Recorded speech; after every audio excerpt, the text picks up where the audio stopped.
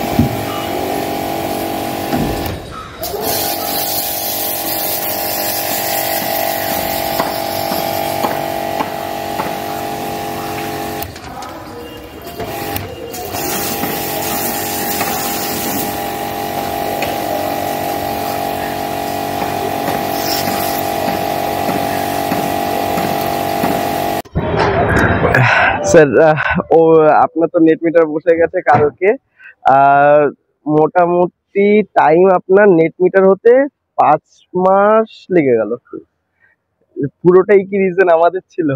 না না, পুরোটা রিজন তোমাদের ছিল না, অনেক রকম টেকনিক্যাল প্রবলেম ছিল, সেগুলোকে শর্টেড সবাই জানে, হয়তো যারা করবে, যারা এইসব ব্যাপার নিয়ে একটু নাড়াচাড়া করে তারা জানে যে লোডের একটা এক্সটেনশনের ব্যাপার থাকে, ঠিক আছে, সেটার জন্য কিছু টাইম যায়, প্লাস আমার নাম চেঞ্জে নেম ট্রান্সফারের কিছু ব্যাপার ছিল, তো সেই সমস্ত ব্যাপারে ওখানে 2-3 মাস আমার ওখানে কভার, মানে মোটামুটি অ্যাপ্রক্সিমেটলি বলা যেতে পারে আমাদের টাইমিং, মানে তোমাদের প্রসেস শুরু হওয়ার পর থেকে অ্যাপ্রক্সিমেটলি 2 মাসের মতো লেগেছে। আর তারপরে যে টাইপের প্রবলেম আমরা ফেস করেছি নেট মিটারের সময়, সেগুলোকে ওভারকাম করতে পেরেছি, মানে আমাদের সেটুকু মানে না তোমরা কন্ট্রিবিউট করতে পেরেছি। তোমাদের সোলার এভারগ্রিন সোলারের যে total team, entire team including installation team থেকে আরম্ভ করে তোমাদের প্রত্যেক কটা টিম মেম্বারই খুবই এফিশিয়েন্ট এবং খুবই হেল্পফুল, খুবই কোঅপারেটিভ, এবং তোমাদের ব্যাকএন্ড টিমও যথেষ্ট সাপোর্টিভ, এবং তোমরা সব রকম ভাবে আমাকে হেল্প করেছো। Thank you sir. আপনার পাশের বাড়িতে তো নেট মিটার হয়ে গেছে 1 মাস আগে, 1.5 মাস আগে, দুটোই একসঙ্গে ইনস্টলেশন চালু হয়েছিল, বাট ওদের সেই টেকনিক্যাল প্রবলেম ছিল না, লাইক নাম ট্রান্সফার বা আদার্স কিছু লোড এক্সটেনশন। না ওনারও মানে লোড এক্সটেনশন হয়েছিল, বাট আমাদের লোড এক্সটেনশনটা এক্সেস হয়ে গেছিল, সেটাকে কমাতে আরো 1 মান্থ টাইম লেগেছিল। হ্যাঁ, প্রথমে লোড এক্সটেনশন করতে হয়েছিল, লোড এক্সটেনশন যা দেওয়া হয়েছিল তার থেকে বেশি হয়ে গেছিল, সেটাকে কমাতে আরো 1 মাস টাইম কনজিউম করেছে, তো তার জন্য ইনস্টলেশন দুটো সাইটে একসঙ্গে চালু হয়েছিল, বাট ওদের নেট মিটার 1 মাস আগে হয়েছে, আমার নেট মিটার 1 মাস পরে হয়েছে। আপনি কোনোভাবে রাগ করে নেই তো? না না না, তোমাদের মানে আমি যেটা অলরেডি বললাম, মানে আমি অলরেডি তোমাকে রেকমেন্ড করেছি 2-4টে কাস্টমারকে, ঠিক আছে, মানে আমি satisfied, that is why I recommending someone to solar evergreen. Thank you sir, thank you. এটা বেলঘরিয়া, তো বেলঘরিয়াতে 4.4 কিলোওয়াটের একটা প্ল্যান্ট রেডি হয়েছে। আমাদের জুয়েল রয়েছে আমাদের সাথে, আমাদের সাইট ইঞ্জিনিয়ার, প্রজেক্ট ম্যানেজার। ও এই সাইটটা কালকে যখন নেট মিটারিং হয়েছে তারপরের থেকে ও স্যারকে হ্যান্ড ওভার করানোর জন্য ও এসেছিল। তো জুয়েল, এই প্ল্যান্টটার পুরো ইন্ট্রোডাকশন তুমি দাও।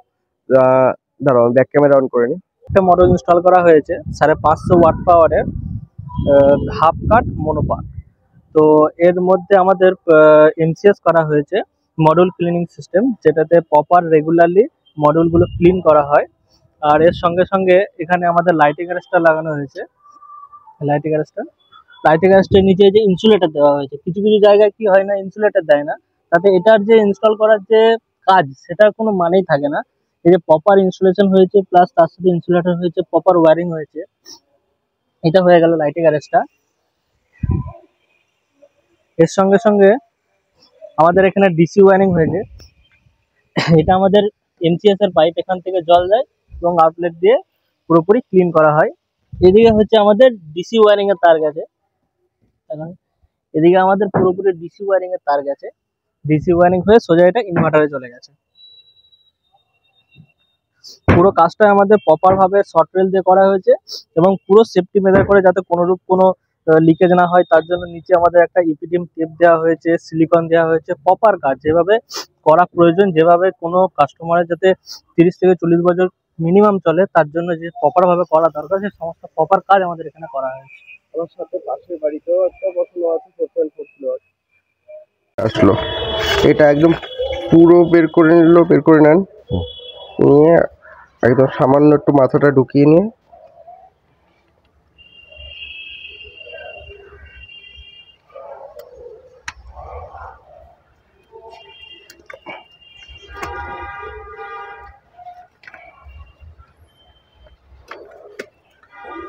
এটা কি এর ভিতর ঢুকে যাবে? হ্যাঁ, এটা নিচে রাখি, ওয়েট আছে তো অসুবিধা হচ্ছে। এই ঢুকে গেল, এই টাইট করে দিলাম, ফুল টাইট। ওটাও সেম, আরো বের করে দাও, দাও। হ্যাঁ, এবার টাইট করে দাও। আচ্ছা, ঠিক আছে, বুঝে গেছি। এবার আপনি যদি জলের লাইনটাও ইউজ করতে চান, এখানে পাইপের মধ্যেই রয়েছে। বুঝতে পেরেছি, বুঝতে পেরেছি। এটার মাথায় আবার আমার তো এটা লাগবে না। হ্যাঁ, ওটা আপনার লাগছে না, কিন্তু এই জিনিস এই যে এইভাবে থাকে, এর সাথে আবার এইভাবে ইয়েও থাকে। ট্যাপ ওয়াটার কানেকশন আছে। হ্যাঁ, এই যে এটা আপনি কানেক্ট করে দিলেন। ঠিক আছে, এই পাইপটা দিয়ে ভালো ফোর্স নিতে পারে, মানে বিশাল শক্ত।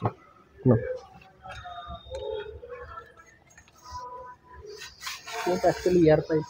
হ্যাঁ, এটা অ্যাকচুয়ালি এয়ার পাইপ, হ্যাঁ, প্রেসার হোল্ড করে। একদম সানি ওয়েদার। হ্যাঁ। তো মানে একদম মেঘ থাকবে না সামান্য, সেই দিনে একটু গরমও লাগবে, তখন ওই সময় আপনি দেখবেন যে আপনার 3500 4000 চলে যাবে, এরকম অবস্থায় ওনার এটা জেনারেশন ফ্যাক্টরটা কি, সানলাইট না হিট? হিট খারাপ। হিট খারাপ। হ্যাঁ, সানলাইট ভালো। মানে হচ্ছে আপনার যদি 25 ডিগ্রি সোলার প্যানেলের টেম্পারেচার থাকে, তাহলে পারফেক্ট জেনারেশন আসে। আচ্ছা, এইবার 1 ডিগ্রি, এবার 25 ডিগ্রি সোলার প্যানেলের টেম্পারেচার থাকতে গেলে বাইরের ওয়েদার অ্যাপ্রক্স 15 থেকে 16 ডিগ্রি থাকতে হবে বাইরের ওয়েদার, তার সাথে ওরকম সানি ওয়েদার থাকতে তাহলে হবে। গরমকালে যখন ধরো তোমার 38-40 টেম্পারেচার হয়ে যায়, তখন হিট লস চলে আসে, হিট লস চলে আসে। জেনারেশন অনেকটা বেড়ে যায়, কিন্তু হিট লস দিয়ে আবার কমে আসে। কারণ আপনার যখনই 26 ডিগ্রি হবে, 1 ডিগ্রিতে আপনার 0.5% হিট লস আসবে। 40 ডিগ্রি যদি যায় তাহলে 40 ডিগ্রি হচ্ছে ওয়েদার টেম্পারেচার যদি যায়, তাহলে সোলার প্যানেল টেম্পারেচার চলে যাবে আপনার প্রায় 50 ডিগ্রি 52 ডিগ্রি। তো 50 ডিগ্রি যদি হয়, 25 ডিগ্রি আইডিয়াল টেম্পারেচার, মানে আরো 25 ডিগ্রি বাড়ছে, 12.5% আপনার হিট লস চলে আসছে।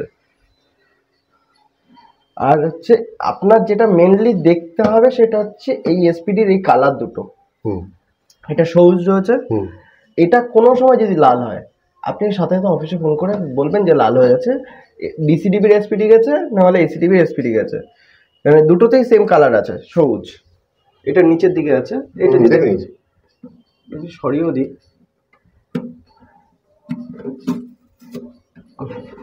ওটা যাবে না। ঠিক আছে, বুঝতে পেরেছি। এই নিচে সবুজটা রয়েছে, এই সবুজটা যদি কোনো সময় লাল হয়, সাথে সাথে আপনাকে কমপ্লিট করতে হবে। আচ্ছা, মানে এই সার্চ প্রোটেকশন ডিভাইস তখন মানে অলরেডি একবার গ্রাউন্ডিং করে দিয়েছে বা দুবার গ্রাউন্ডিং করেছে, যতক্ষণ ও ঠিক থাকবে ততক্ষণ সবুজ থাকবে, যখনই ও খারাপ হয়ে গেল লাল হয়ে গেল।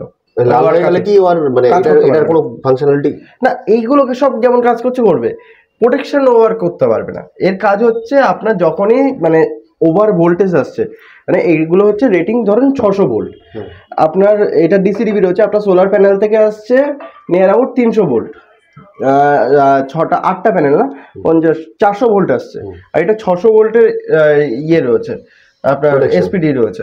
যখনই 600 ভোল্টের উপরে কোনো কারেন্ট আসবে, সেটা বাজ পড়লে তো ওই ইনফিনিটি পাওয়ার আসে, পড়লে ও এটাকে গ্রাউন্ডিং করবে 600 ভোল্টের উপরে যখনই আসবে। এইবার একবার নষ্ট হয়ে গেলে তখন কিছু না, গ্রাউন্ডিং না করে ওই ইনভার্টার বাইপাস করে দেবে, ইনভার্টার নষ্ট হবে। ইনভার্টারের মধ্যেও প্রোটেকশন আছে এসপিডি, ইনভার্টার যদি গ্রাউন্ডিং না করতে পারে তাহলে এসি লাইনে চলে যাবে, আপনার বাড়ির লাইনে চলে যাবে। তারপর ওখানেও দেওয়া রয়েছে মানে 3টে প্রোটেকশন রয়েছে। এই এ গ্রাউন্ডিং করবে, এ না পারলে এ করবে, এ না পারলে ও করবে। তো মানে ভয়ের কিছু তেমন থাকে না। আচ্ছা, টোটাল হচ্ছে এখানে ব্যাপার রয়েছে যেটা আপনি দেখছিলেন, ই টুডে মানে হচ্ছে আজকে 5.8 ইউনিট জেনারেশন করেছে। ই টোটাল মানে হচ্ছে লাইফ টাইমে 5.9 ইউনিট জেনারেশন করেছে লাইফ টাইম। এটা PV1 মানে আপনার যেহেতু একটাই স্ট্রিং, একটাই আপনার আসছে 315 volt, 2147 watt. PV20 252 volt, 251 volt, এটা হচ্ছে আপনার গ্রিড ভোল্টেজ, ওর সাথেই ম্যাচ করে ও জেনারেশন করছে 2075 ওয়াট, 73 ওয়াট এখন কারেন্ট জেনারেশন। হ্যাঁ, আর এটাই যখন আপনি এখানে দেখবেন, এই দেখুন আপনার 5 ইউনিট এখন পর্যন্ত রিডিং জেনারেট হয়ে মানে রিডিং নিয়ে নিয়েছে। এটা যখনই 6 হবে 6 দেখাবে। এই হচ্ছে আপনার টোটাল আর্থিং ফার্থিং সব। এই যে এটা মনে হয় ইনভার্টারের সাথে কানেক্ট আছে।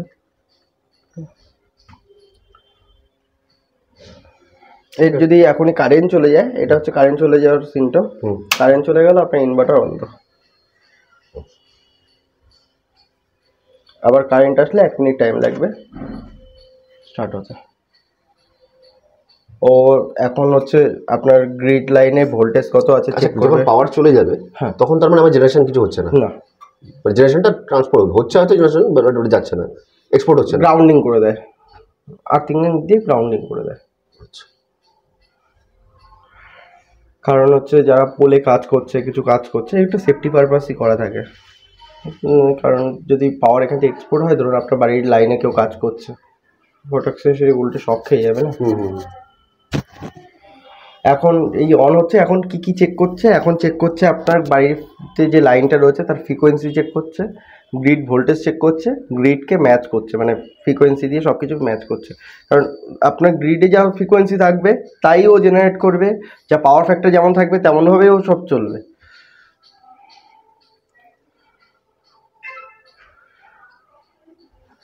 মানে অ্যাজ পার গ্রিডের ওর যা থাকবে ও তেমন করে চলবে।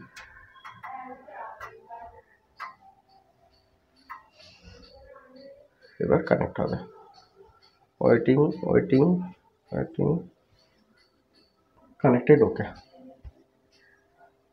জেনারেশন এবার একটু একটু করে বাড়বে।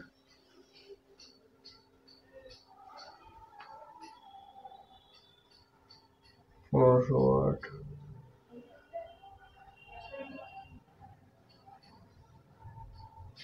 আঠারোশো, 1900।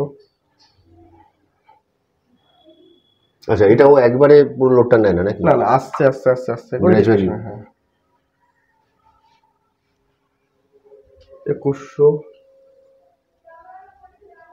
ওই 2100 মোটামুটি। হ্যাঁ, আজকে ওয়েদার হিসাবে এর থেকে বেশি ওর কাছ থেকে আশাও করছি না। 50% এর মতো দিচ্ছে হিসাব মতো। মানে এটা যদি আমার 2.2 কিলোওয়াট হতো তাহলে আমি 1100। আমি ল্যাপটপটা ল্যাপটপকে দেখিয়ে দিতে পারতাম যে আমার 47টা না 57টা সিস্টেম একসাথে দেখতে পাই, ওখানে কোথায় কেমন দিচ্ছে। ওয়েদার হিসাবে এরকমই আসছে এখন কলকাতার ওয়েদার। সেটা তো তোমরা ট্র্যাক করতেই পারো, তুমি করে আমাকে একবার জানিও 2-4 দিন 5 দিন বাদে 7 দিন। হ্যাঁ, ওটা ওভারঅল দেখার পরে বুঝতে পারবো। চলো নিশ্চয়ই করা হবে। এবার মানে ধরুন প্যানেল দুটো ডাইরেকশনে লাগানো আছে, এটা একটা স্ট্রিং হলো, এটা আরেকটা স্ট্রিং হবে। কারণ এর যে যখন মানে রোদ পাচ্ছে তখন এই সাইডটা পাচ্ছে না। এবার যদি আমাদের সিরিজ কানেকশন হয় তাহলে এই দিকে পাওয়ার আছে ঠিকই, কিন্তু ওই দিকে যেহেতু পাওয়ার নেই তো ও সবকটাকে জিরো করে দেবে। সেই জন্যে যখন একটা পুরো লাইন কমপ্লিট করা হয় তখন ধরুন এই সাইডে 5টা প্যানেল বসলো, মানে একটা ধরুন ইস্ট সাইডে 5টা, ওয়েস্ট সাইডে 5টা। মানে আপনার ধরুন সাউথ ডাইরেকশনে জায়গা আছে বলে সাউথে বসিয়েছেন, কারণ নেই কি করবে, ইস্ট আর ওয়েস্টে করবে। তখন ওই দুটো 50-50 করে দিয়ে দুটো স্ট্রিংয়ে PV1 PV2 দুটো MPPT-তে দেওয়া হবে। এইবার এটা হয়ে গেল 314 ভোল্ট আসছে, 7 অ্যাম্পিয়ার, 2808 ওয়াট, এই সরি 2208 ওয়াট। এটা হচ্ছে আপনার এসিতে যখন কনভার্ট করছে 2162 ওয়াট হচ্ছে, মানে 50 ওয়াটের মতো লস রয়েছে। এটা থাকবে স্যার, মানে ওই 98% এফিসিয়েন্সি লেখাই থাকে, ওই সেটা হচ্ছে এই আপনার 255 ভোল্ট 8.5 অ্যাম্পিয়ার করে দিচ্ছে, 50 হার্জ করছে। এখানে আরও যদি ডেটা চান সব ডেটা এখানে পরপর রয়েছে, এগুলো কোনো কাজের লাগেও না আমাদের দেখতে, শুধু এইটুকু জায়গায় লাগে। আপনার রেটেড পাওয়ার 5000 ওয়াটের হচ্ছে ইনভার্টার রয়েছে। এই পর্যন্ত আর এখানে তো আপনি ডেলি পিক কত উঠছে এখানে যদি ক্লিক করেন ও দেখিয়ে দেবে।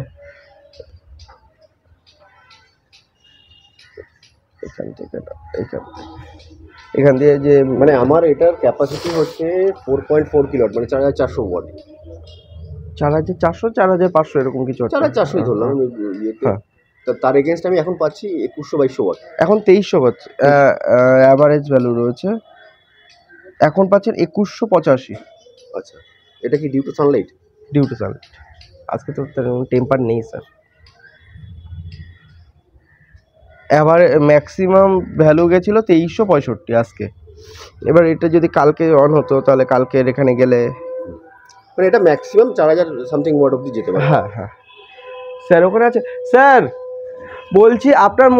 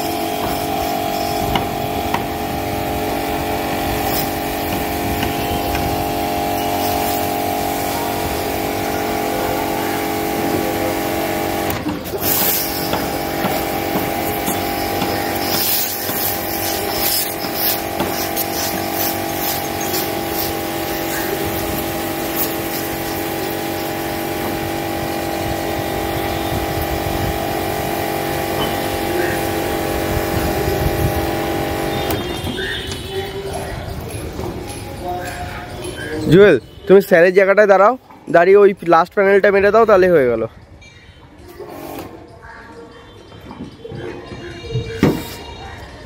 আর যেতে হবে না।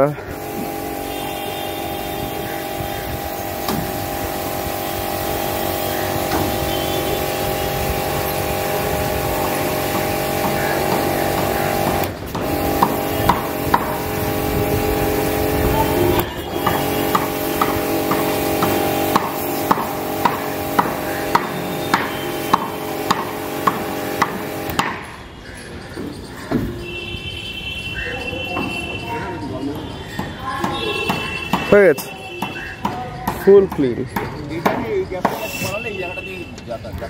হ্যাঁ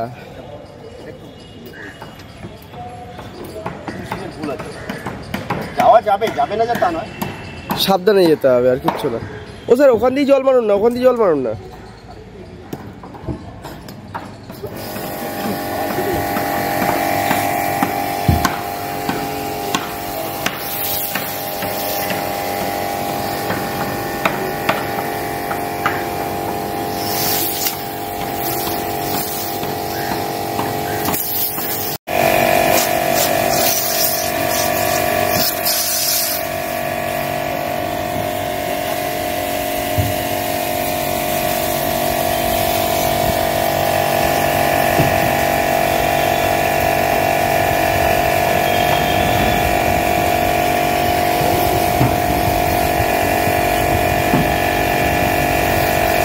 এবার একবার টেনে নাও, ব্রাশ দিয়ে টেনে নাও।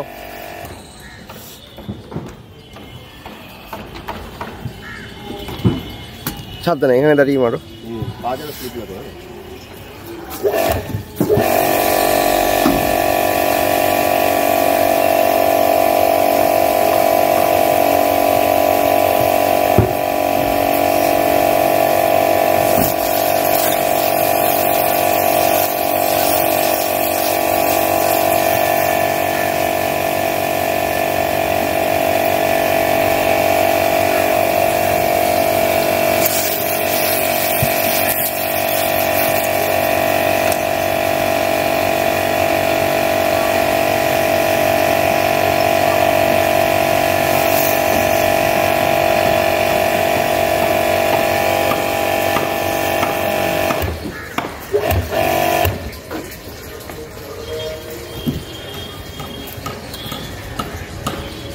এই ডানটা মনে হচ্ছে আরো বড় হবে।